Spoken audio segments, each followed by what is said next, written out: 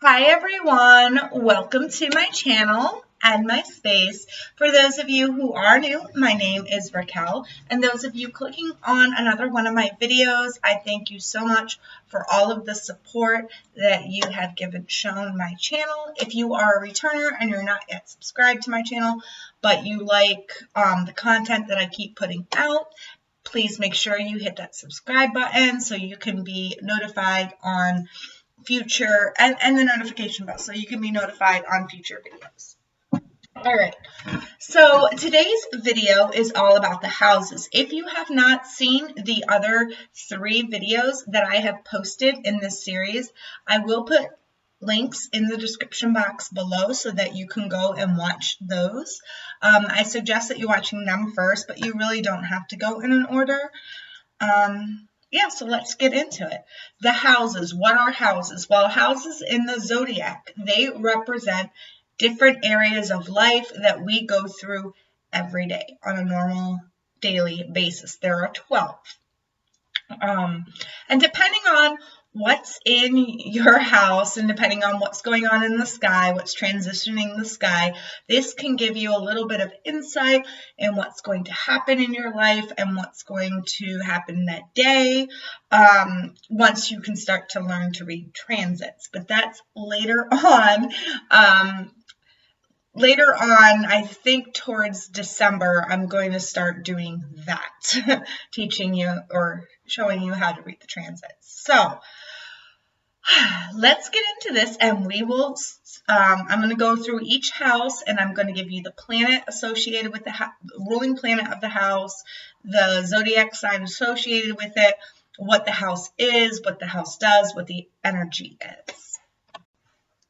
Okay, so the first house in astrology, that's the one where, okay, so you have a chart that looks, you see like sometimes the cross in it is like this, sometimes it's like that, but the first house usually sits right here. You got the ascendant and the descendant, the MC up top and the IC at the bottom.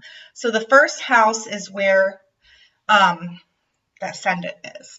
So usually what is on or in your first house is your rising sign.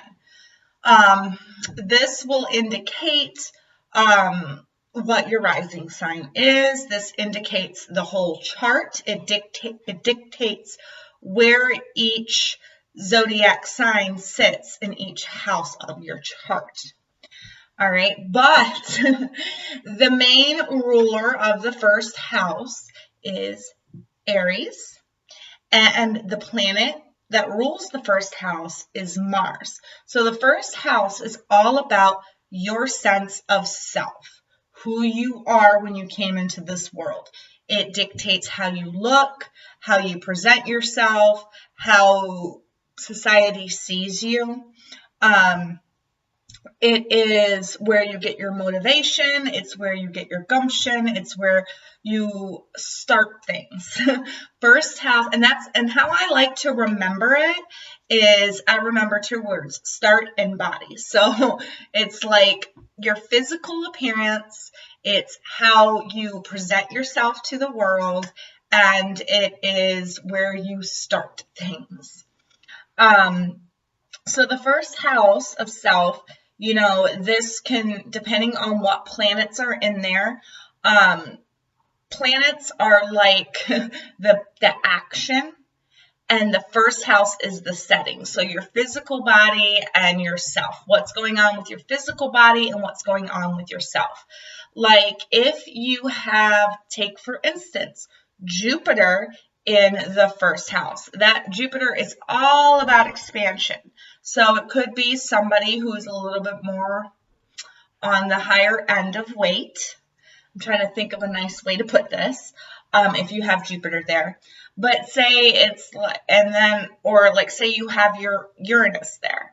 It could mean that you're very accident prone because Uranus is very unpredictable. It could also mean that you're the type of person that likes to be quirky or kooky. You dress quirky, kooky.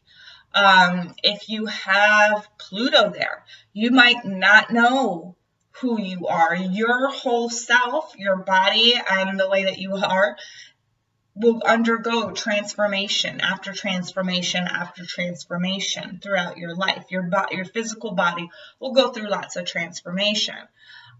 Say you have, I don't know, say you have Saturn there. You're going to have to work extremely hard at your self-care, at TLC, at presenting yourself to the world.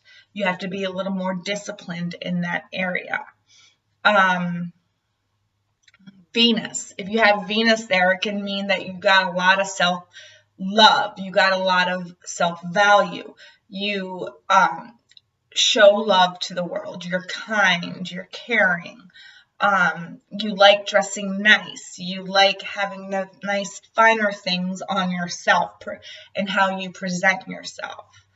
And the list goes on. I'm going to do a series called Planets Through the Houses after I get the basics down here, and each planet is going to have their own video, and I will talk about how the planets move through each house, like what energies they bring there. But just know the first house is house of self.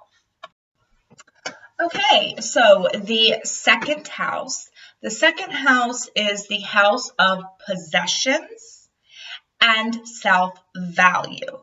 So this is how you value yourself, whereas the first house is how others see you, how the world values you. The second house is your own self-value, what you find value in. It's about your money. It's how you make your money. It's your possessions. It's about your stability. It's how you, what you do to make yourself stable in the world. And like I said, having different planets there can affect that. The second house is ruled by Taurus, and Taurus is a very stable sign. It's also ruled by Venus, and Venus is all about love, money, wealth. It's about the finer things in life, the nice things in life. Also about how you have your own values, your own self-value. Somebody with Saturn in the second house might have a hard time valuing themselves. There's going to be a lot of, if you have Saturn there, it could indicate that you're going to have to really work hard at obtaining that self-value. If you have Pluto there, it can say that the way that you value yourself is going to undergo many transformations throughout your lifetime. And your money might go through many transformations throughout your lifetime. If you have Jupiter there, that is a very, very lucky sign. A lot of people with Jupiter in the second house, this is a common lottery placement. This is a common, you get wealth, you have a lot of wealth, but then you can just as easily risk your wealth. So the second house is about your self-value, your possessions, how you obtain money, and that's all of the energy in the second house. So the third house is all about communication. It's about short trips.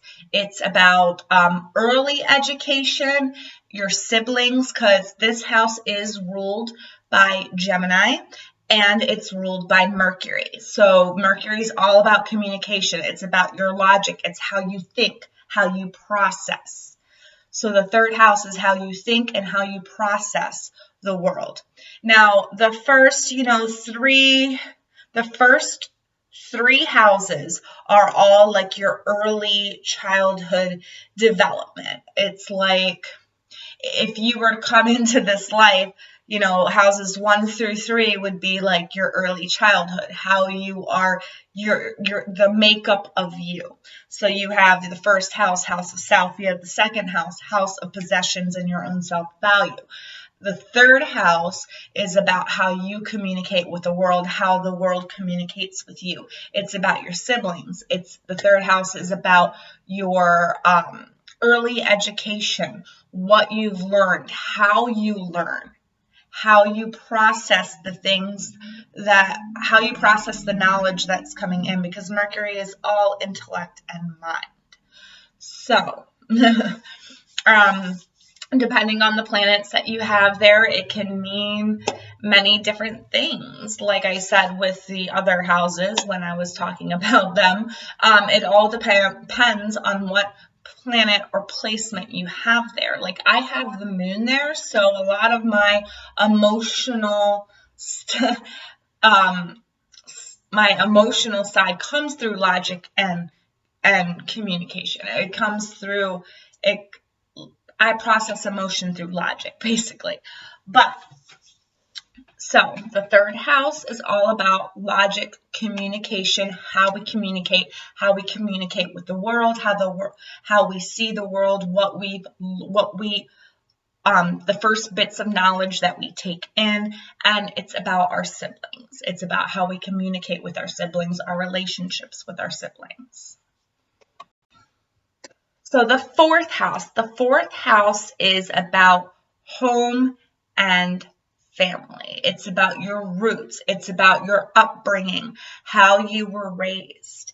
It is also known as the house of death because it's also known as like how you go out in the world, out of this world. I'm trying to think of how I want to say it. But you can learn a lot from your family, your upbringing, your roots, what you're going to be like in your own family situations when you grow up, when you move on, when you start having your own family. The fourth house tells you all about your home and family. So this house is ruled by Cancer. And Cancer is that very nurturing, very loving energy. The fourth house is also ruled by the moon. It's how we are, how we develop our morals, develop our emotions. It's how we, what happened when we were growing up and how that defines us later on when we have our own families, when we make our own new families. So the fifth house is ruled by Leo, and it is the house of fun and games. This is our leisure time. This is the area in life where we have our hobbies, where we do our fun things, where, we have our children. It can give us a lot of insight on our children as well, our own children. This is also known as the house of your own children. It's that childlike energy that's within you. So, as you go about life, as you go about the day-to-day, if you have things going on in your fifth house, it's all about, what's fun for you, what, that inner childlike energy. That's what the fifth house is. Sorry, Octavia decided to come. And how appropriate. She comes at the fifth house, which is ruled by Leo, and Leo is a lion. And this is my little lion right here. So, the sixth house. What is the sixth house about? The sixth house is the house of your body. It's of your daily routine. It's your health. So anything to do with your health, your daily routine, how you go about life, the decisions that you make, like as you go through life, as you go through your day-to-day routines, because it is the house of day-to-day routines. It's the house of also your health. So if we think about that, if you think about the ruler of this house is Virgo. And Virgos are very organized, very structured, like to have routine, like to, make sure it's ruled by the energy of Earth as well. So it's very stable. It's a very stable house.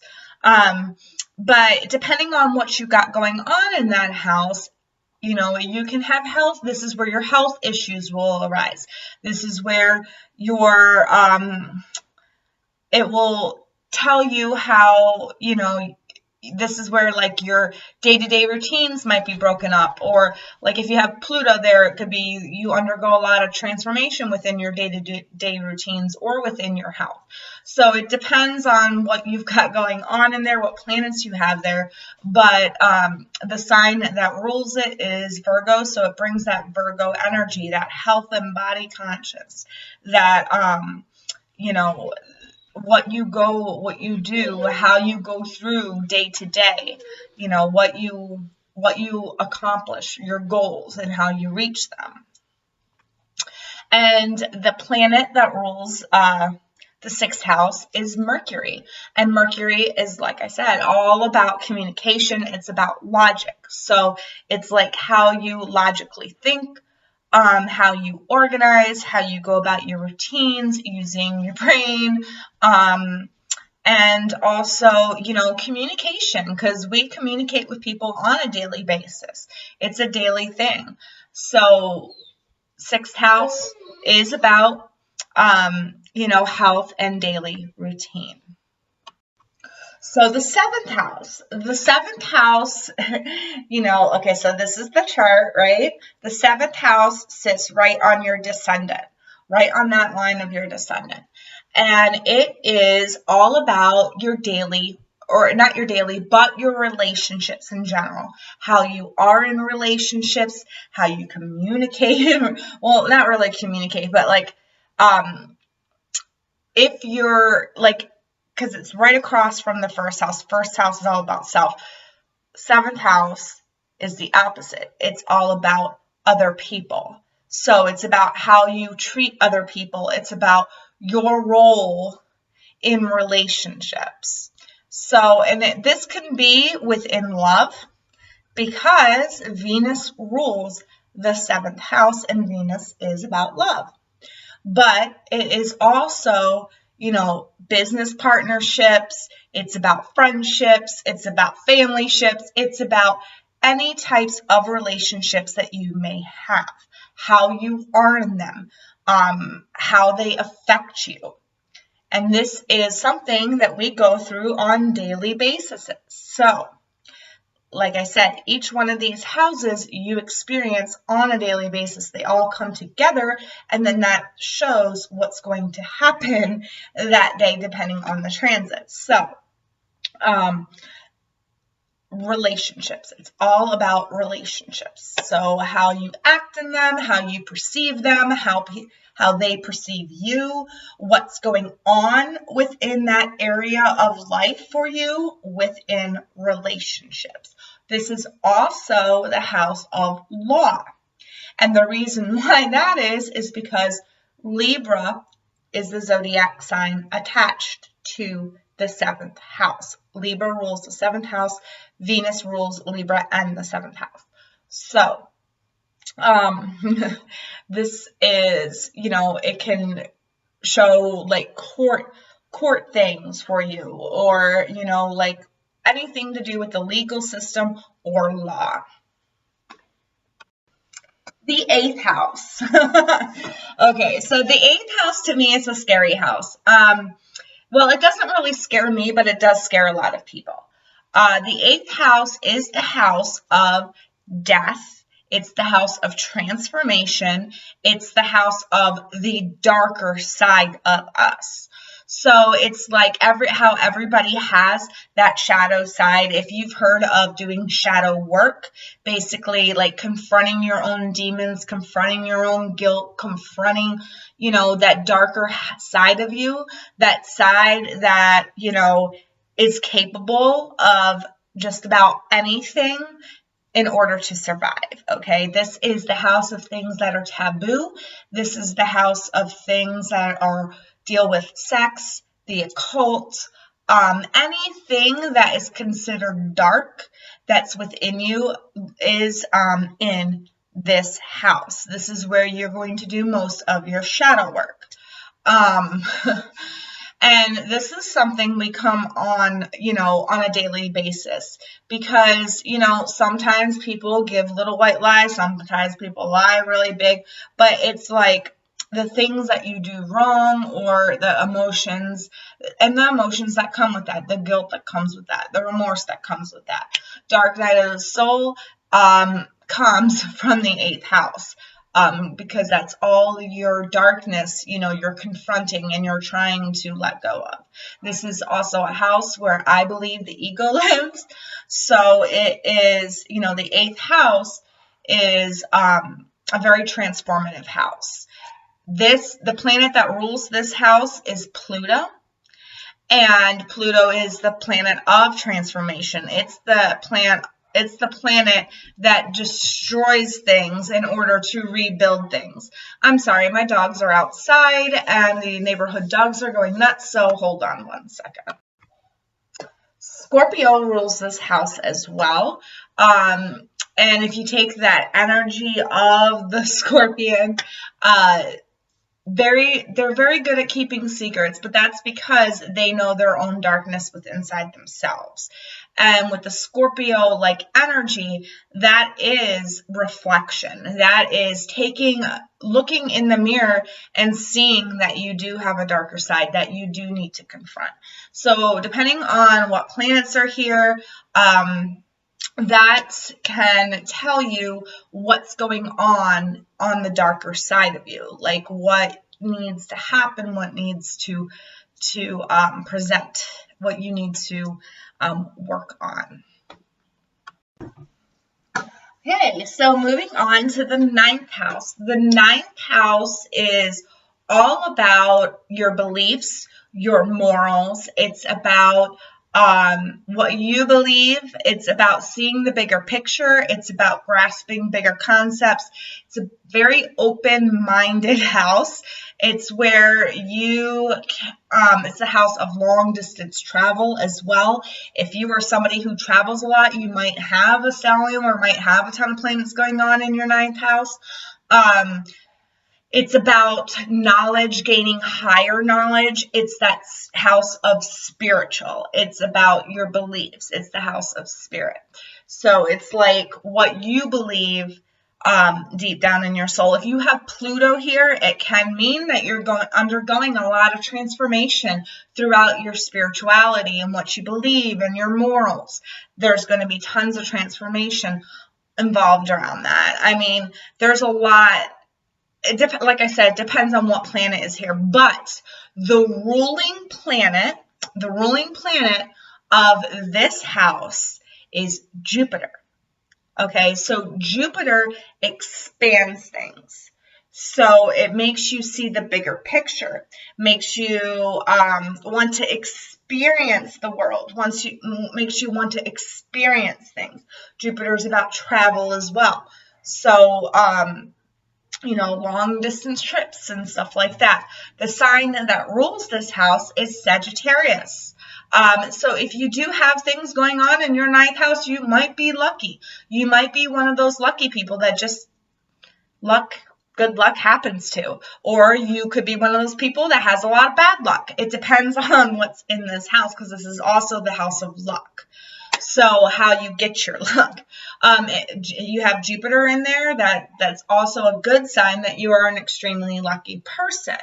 But like I said, the 9th house is all about your morals, your spirit, your higher learning. Okay, so this could be like your college, if you want to learn a different trade, having to, or become higher up in a trade, having to go back to school. This can indicate, depending on what planets are in that house.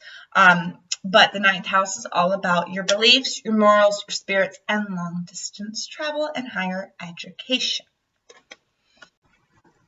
So the 10th house. The 10th house, this is ruled by Saturn, but it's also co-ruled by Uranus. So Saturn brings that strict disciplinarian energy. No, it's the 10th house. Sorry. I don't know why I just went on. I wish I could bleep that out, but I have no editing software. So the 10th house. The 10th house is the house of status and career. It's ruled by Saturn. So I was right about that. It is ruled by Saturn. But this is all about and the sign that rules it as well is Capricorn. So this is all about your work, what you do for a living. This is about leaving your legacy. All right, this is about what you are leaving behind. This is about obtaining status. So if you have a lot of planets going on in there, work is a very big thing for you. Having to get that money, having to get that coin, having to get that status. But it's also about hard work, putting the work and effort in to something to make something good. Okay, to have a good reputation, a reputation as a hard worker. But it has anything to do with your work, your status, who you are on the work front or the work field. That is what the 10th house brings. All right, so now we're moving on to the 11th house, and I don't know why I got these houses confused. I got the thing up there, and for key points, and I think I just my eyes went somewhere else, and I forgot I was talking about the last house. Okay, so we're talking about the 11th house here.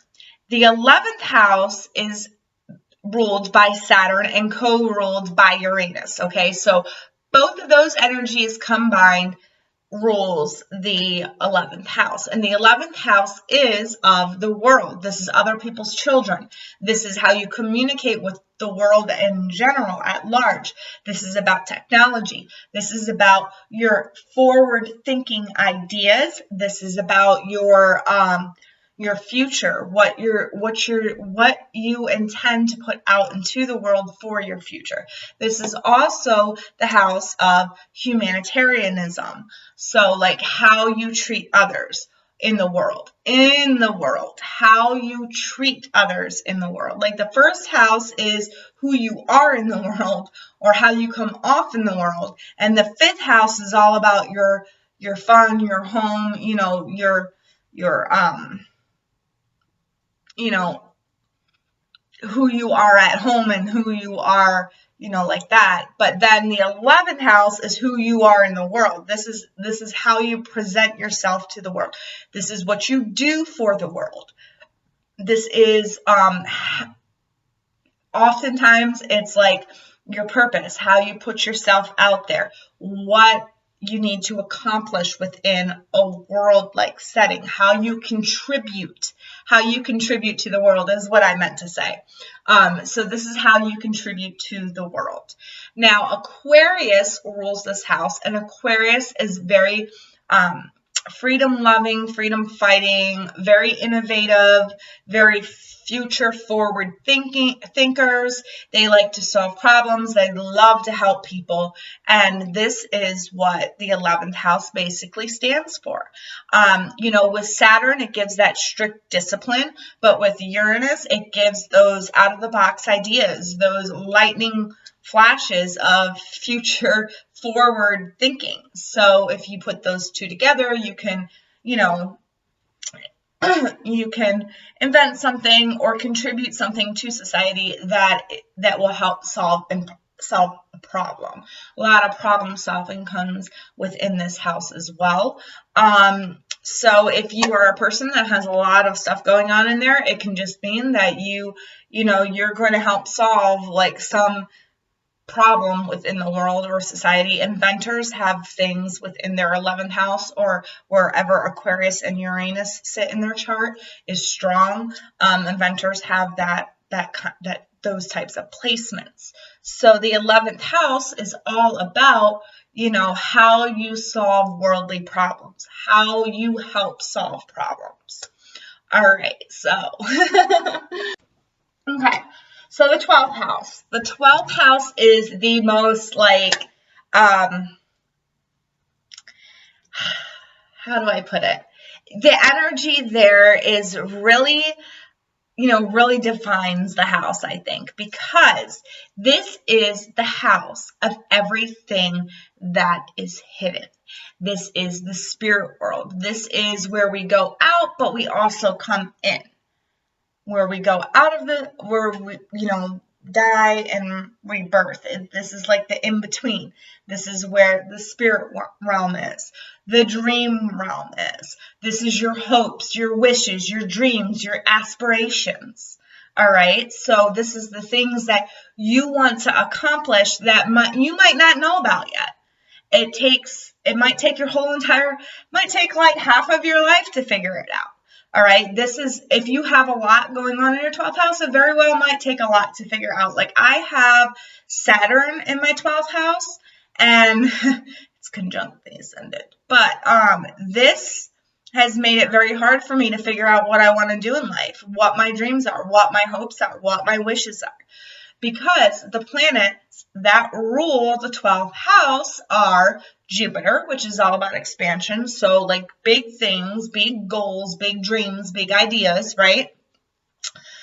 And spiritual, very spiritual. Jupiter is very spiritual.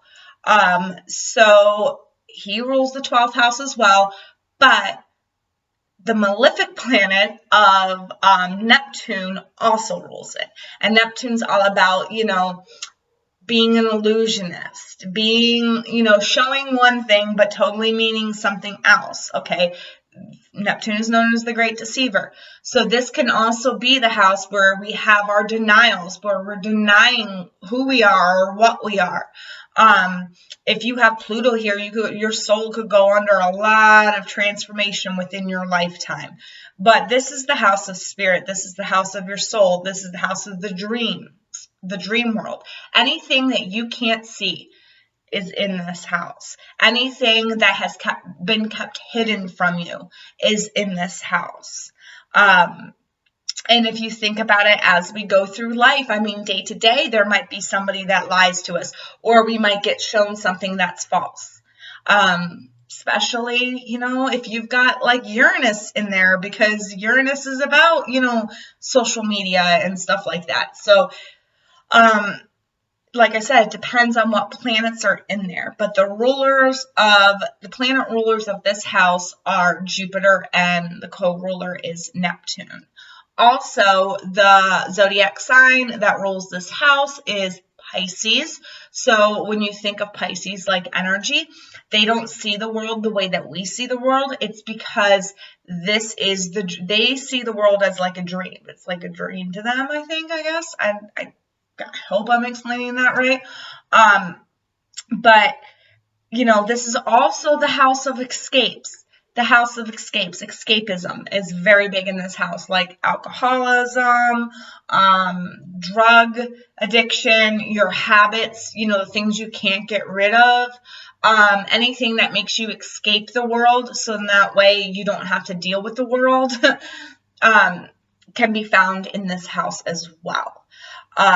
But this is also a house that's very kind, very caring, very nurturing. It's not always dark, especially with Jupiter there and Pisces there. It is a house that, maybe you lie to somebody because you don't want to hurt their feelings or something like that. That can also come from this house.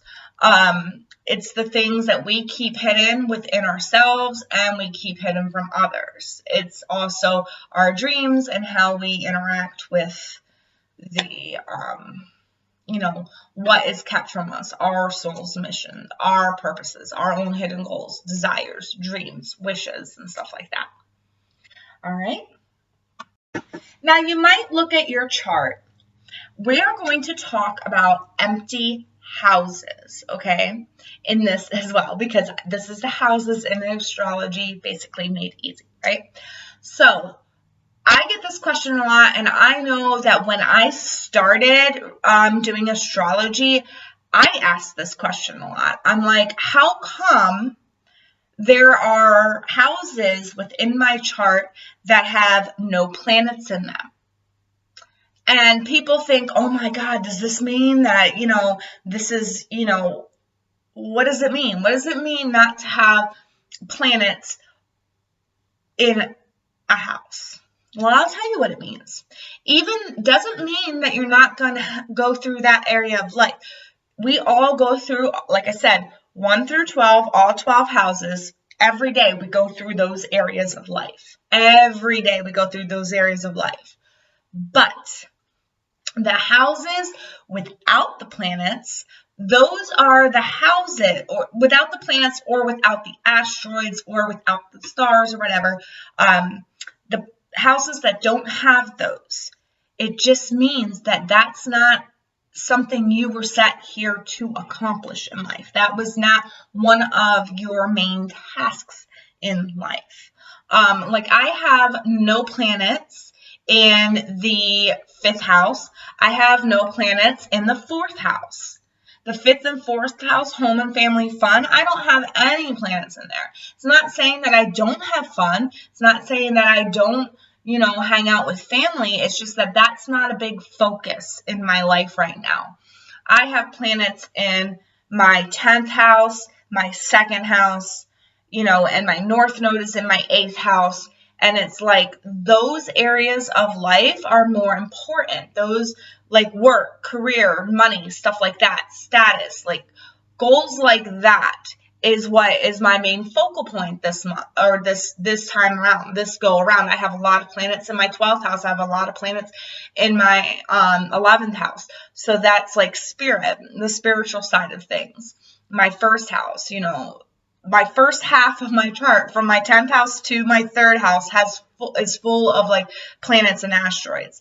And I think I got like my North Node and Chiron, in my 7th and 8th. So, my other houses, they don't have any planets in them. Doesn't mean that I'm not going to have those areas of life, like the 4th house, the 5th house, the 6th house don't have any planets. Doesn't mean I'm not going to, maybe have a health problem. Doesn't mean I'm not going to not have fun. Doesn't mean I'm not going to see my family. Doesn't mean I'm not going to have, a wide vast of travel in my life. You know what I mean? It just means that those aren't main focal points for me. I shouldn't be focusing on those this go around. I should be focusing, I'm going to have more problems and more challenges and more, that's what I want to say, more challenges. Wherever you have planets, it can be a challenge or it can be a blessing. And that's what they're saying. In those areas of life, those are where you're going to have your challenges. Those are where you're going to have your blessings. Okay, the empty houses that don't have much going on, they're still there in your life, but those aren't main focal points. If you have any questions about this, if I did not explain it easy, or if you have a better way of saying something, or if something popped in your mind, please let me know in the comment section below. If you have any questions as well, please place them in the comment section below. I will get to them and I will answer them for you. Thank you all so much for joining me today, Wednesday, for this little session. And yeah, if you have any other questions that you wish not to speak to the public or to share with the public or whatever, please be free to email me. Whatever. Just email me. Sorry, I'm getting tongue-tied today. I'm telling you, my Mercury must be somewheres. But please, I have let me know in the comment section below, and if you want to email me your question, that's fine. That's in the description box. Well, I hope you all have a lovely rest of the week, and please stay kind and stay safe. See you in the next video. Bye.